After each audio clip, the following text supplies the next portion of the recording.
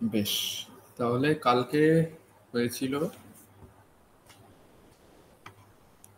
Phase line, gamma space, phase space, microstate, macrostate. এবার আমরা করব হচ্ছে এনসেম্বল। ঠিক আছে, এনসেম্বল কি? এনসেম্বলকে আমরা বলতে পারি একটা কালেকশন অফ মাইক্রোস্টেট। একটা পার্টিকুলার ম্যাক্রোস্টেটের করেসপন্ডিং যতগুলো কিছু মাইক্রোস্টেট রয়েছে তাদের কালেকশনকে আমরা বলবো একটা এনসেম্বল। ঠিক আছে, সে জিনিসটা, এটা তো একটা স্টেটমেন্ট টাইপের হলো, এবার জিনিসটা বুঝি যে কি জিনিসটা বলেছে। দেখো, আমরা যেটা করছিলাম,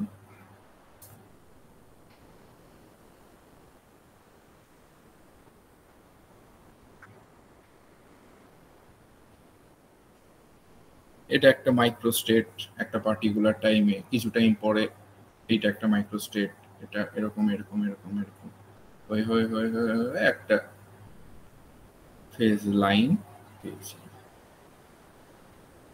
তো এটাকে আমরা বলতে পারি টাইম ডিপেন্ডেন্ট একটা ব্যাপার, তাই না? এই টাইমে একটা ছিল, অন্য টাইমে আরেকটা, মানে মোট কথা একটা টাইমের ওপর ডিপেন্ড করছে। কিন্তু টাইম ডিপেন্ডেন্ট আমাদের যে এইগুলো, এই ব্যাপারগুলো ধরে যে ক্যালকুলেশন বা যাই বলো, তার থেকে অনেক সুবিধা যদি আমি একটা স্ট্যাটিক পিকচারে ক্যালকুলেট করি জিনিসপত্রগুলো, তাই না? কি কোনো টাইম ডিপেন্ডেন্ট হয়ে যাওয়া কি টাইমের সাথে চেঞ্জ করছে, মানে আমি এখন একটা এক্সপেরিমেন্ট করলাম, তারপরে আমি অন্য টাইমে একটা এক্সপেরিমেন্ট করলে সেই জিনিসটা চেঞ্জ হয়ে যাবে। তোমার এই এক্সপেরিমেন্টাল ডেটাগুলো নিয়ে নাড়াচাড়া করতে অসুবিধা হবে, যেহেতু চেঞ্জ চেঞ্জ হয়ে হয়ে যাচ্ছে টাইমের সাথে সাথে। তো আমি যদি এমন একটা কিছু করতে পারি যাতে আমি ওই একটা পার্টিকুলার টাইমে এক্সপেরিমেন্টগুলো করব, তাহলে আমার কি টাইমের কোনো ডিপেন্ডেন্সি রইল না। আমি জানি যে এর সাথে টাইমের, মানে টাইম কিছু এর মধ্যে ইন্টারফেয়ার করছে না, আমি যা এক্সপেরিমেন্টগুলো করেছি সেম টাইমে সবকটা করেছি। তো এটা একটা স্ট্যাটিক পিকচার বলা যেতে পারে। তো আমরা টাইম ডিপেন্ডেন্ট পিকচার থেকে স্ট্যাটিক পিকচারে যদি আমরা শিফট করতে যাই, তখনই আমাদের এনসেম্বল কনসেপ্ট বা বলো বা যাই বলো কথাটা আসে। যদি ধরো আমরা একটা ম্যাক্রোস্টেট যার ধরো ইয়েগুলো, ভেরিয়েবল গুলো N ভিই, number of particle, volume, energy, একটা ম্যাক্রোস্টেট, তার মধ্যে ডিফারেন্ট ডিফারেন্ট মাইক্রোস্টেট রয়েছে। সব মাইক্রোস্টেটেরই মানে টোটাল ইয়েটা হচ্ছে এনভি। ঠিক আছে, আচ্ছা, এবার আমি যদি বলি আমি একটা ম্যাক্রোস্টেটের একটা পার্টিকুলার মাইক্রোস্টেট নিলাম এবং তার কপি বানালাম,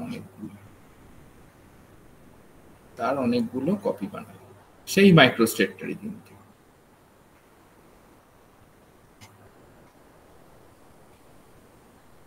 এবং এদের প্রত্যেকের যে আমার ইয়েগুলো এনভিই, কিন্তু প্রত্যেকের ম্যাক্রোস্টেট সেম। ঠিক আছে, প্রত্যেকের ম্যাক্রোস্টেটই সেম। আচ্ছা, তো আমরা কি করলাম, একটা পার্টিকুলার মাইক্রোস্টেটের কপিগুলো বানিয়ে নিলাম একটা স্টেটের। এইবার এই যে একটা গ্রুপ হলো, গ্রুপ অফ রেপ্লিকা, মানে কপি করে রেপ্লিকা যে বানালাম তার এই গ্রুপ, এই গ্রুপটাকেই বলা হচ্ছে, অ্যাকচুয়ালি এই কালেকশনটাকে বলা হচ্ছে এনসেম্বল। এবার এইখানে একটা ধরো কিছু টার্ম থাকে এনসেম্বলের ডেফিনেশনে, যে group of replicas or collection of similar. ঠিক আছে, সিমিলার, অবশ্যই সিমিলার, এগুলো সব নন ইন্টারঅ্যাক্টিং। ঠিক আছে, মানে এগুলো কিন্তু প্রত্যেকে নন ইন্টারঅ্যাক্টিভ, ইন্টারঅ্যাক্ট করছে না কারোর সাথে। আর একটা কথা আসে ইন্ডিপেন্ডেন্ট। ঠিক আছে, প্রত্যেকটাই কারোর ওপর ডিপেন্ডেন্ট নয়, আমি আলাদা আলাদা মানে একই জিনিসের কপিগুলো আলাদা আলাদা বানিয়েছি, প্রত্যেকটা ইন্ডিপেন্ডেন্ট এবং অবশ্যই ইমাজিন।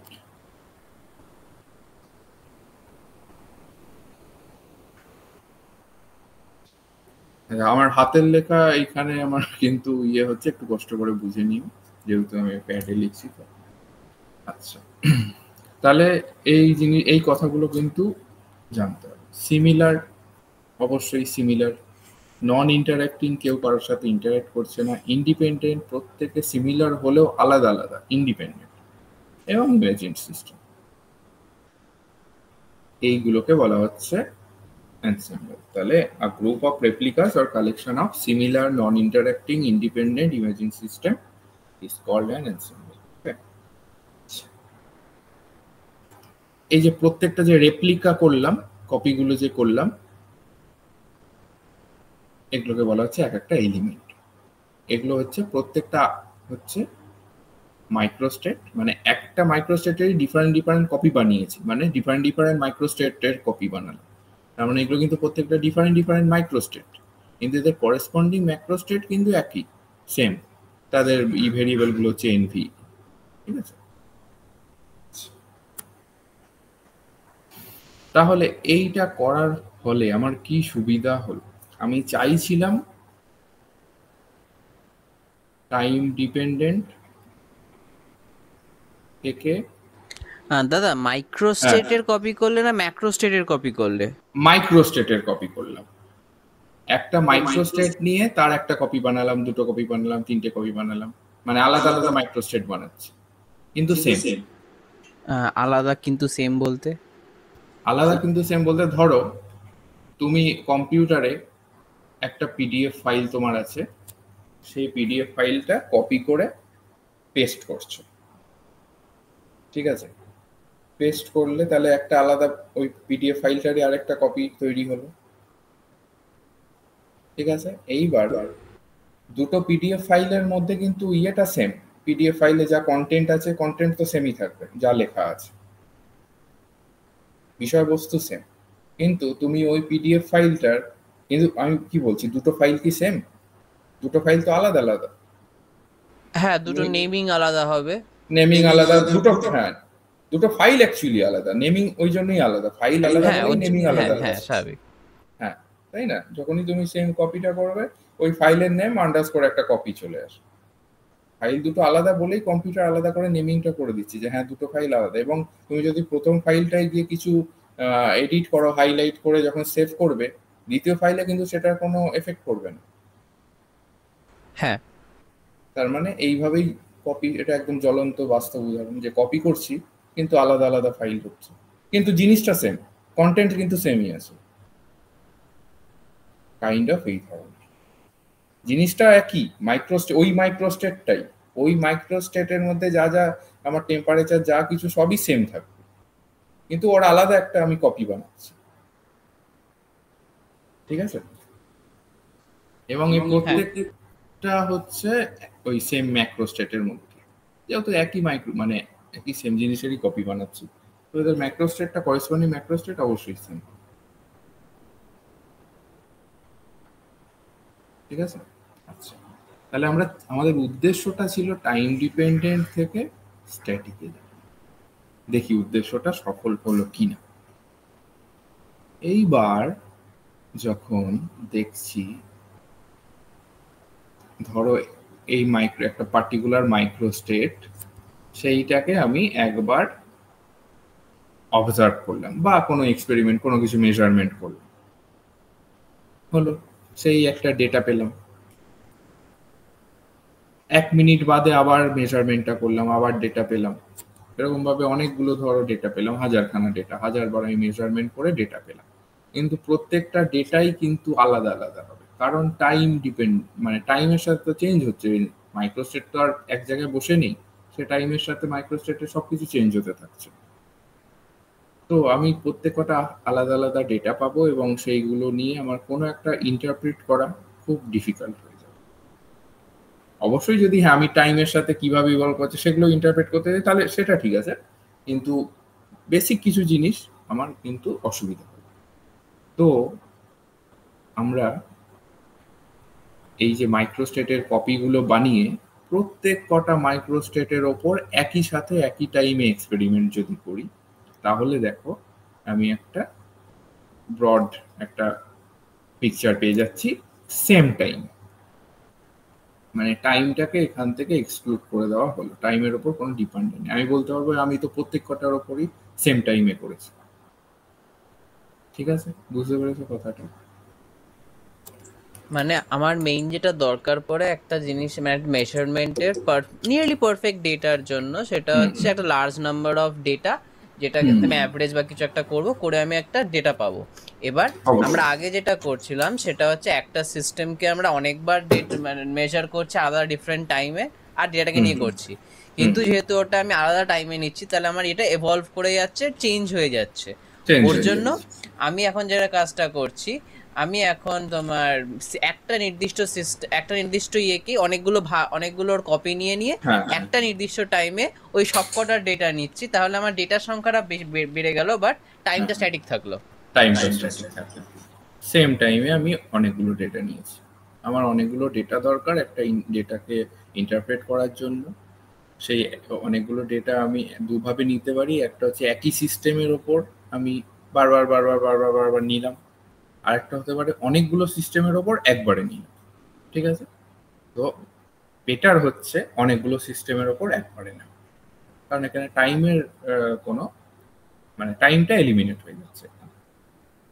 ঠিক আছে, আচ্ছা। এখানে আরেকটা জিনিস আসে জেনে রাখো, এটা হচ্ছে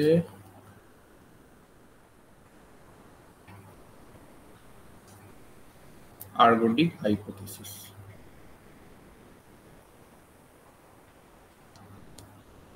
এখানে কি বলছে যে এই হাইপোথিসিস অনুযায়ী যে আমরা অ্যাজিউম করেছি, we have assumed that the time average of some property of a system, কোনো সিস্টেমের কিছু কিছু প্রপার্টির টাইম এভারেজ যদি নিই এবং সিস্টেমটা অবশ্যই ইকুইলিব্রিয়ামে আছে, সেইটা সেম হয় ইনস্ট্যান্টেনিয়াস এনসেম্বল এভারেজ।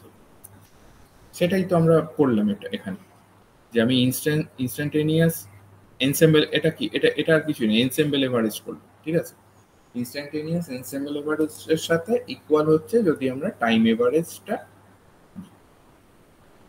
মানে টাইম এভারেজ আর কি কিছু কিছু প্রপার্টি নিই। তো এইটা মেনে আমরা টাইম ডিপেন্ডেন্ট থেকে স্ট্যাটিকে চলে।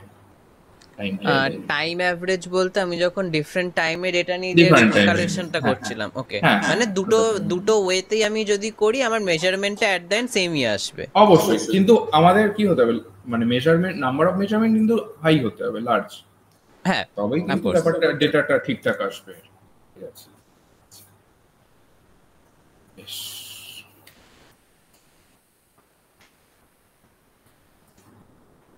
তাহলে এনসেম্বল হলো।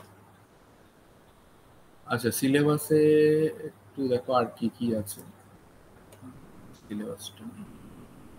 সিলেবাসটা খোলো একবার।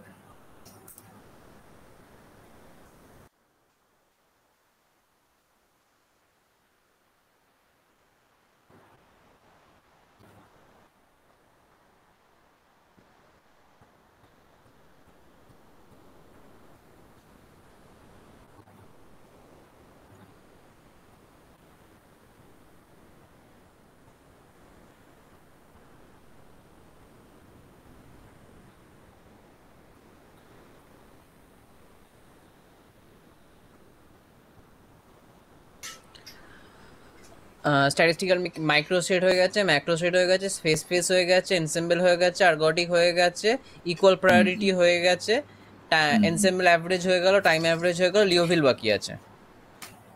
লিওভিলটা বাকি আছে, এইটা হলে প্রথম ইয়েটা হয়ে যাবে নাকি?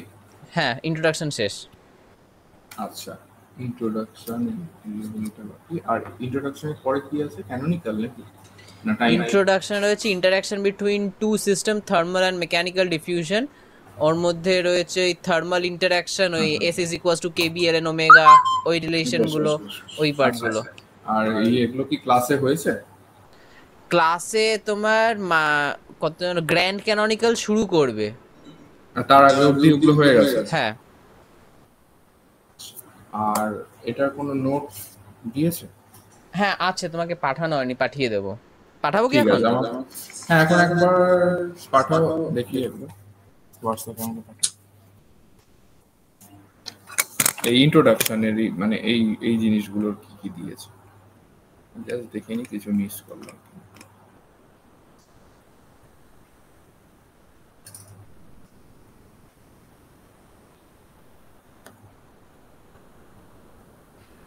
উপাসনা তুই শুনতে পারছিস? ও আমাকে মেসেজ করেছিল, দেখলাম ওর হ্যাঁ নেট হ্যাঁ প্রবলেম এখন হচ্ছে। এখন এখন ঠিক আছে রে। আচ্ছা আচ্ছা ঠিক আছে।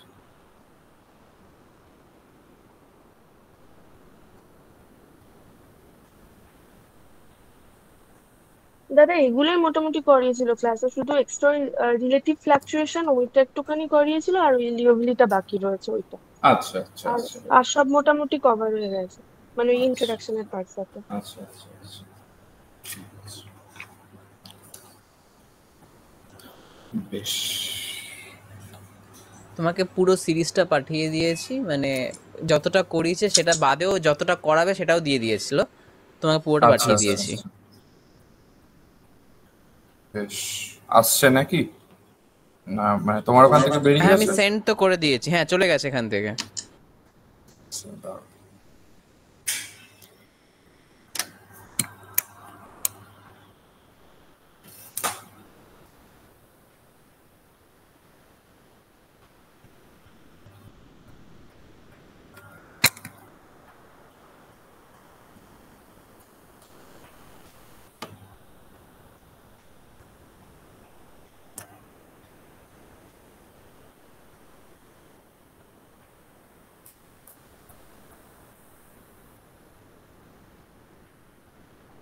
ঠিক আছে, আমার এখানে এখনো আসেনি, আমি তাহলে আসলে দেখে নিচ্ছি পরে।